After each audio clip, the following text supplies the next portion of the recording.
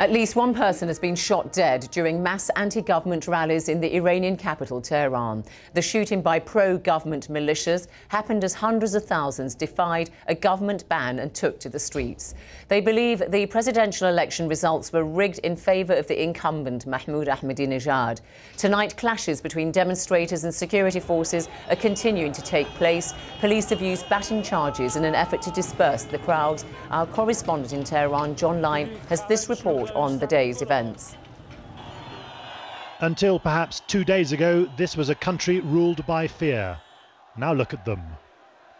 These are the people President Ahmadinejad called a handful of troublemakers.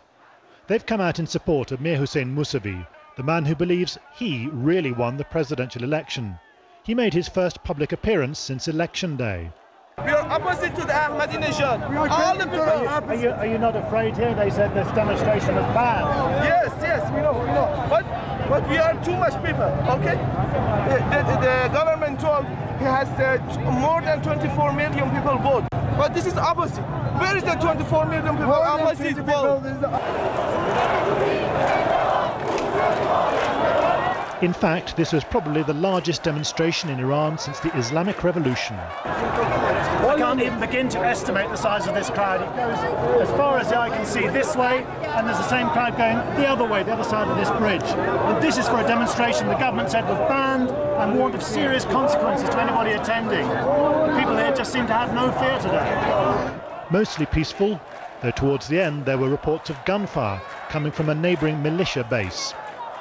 One of those addressing the crowd was Mehdi Karoubi, another of the opposition candidates who says his votes were stolen.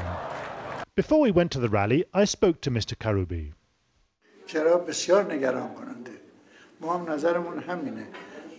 And that's worrying that they are trying to eliminate the first generation of the Islamic Revolution, and actually they are eliminating the republic from the Islamic Republic of Iran. And this is dangerous. This is dangerous not only for the country but also for Islam, because if Islam is not supported by the votes of the people, it will be a closed Islam, which is dangerous. Overnight, students at Tehran University say their dormitory was attacked by members of the besieged militia.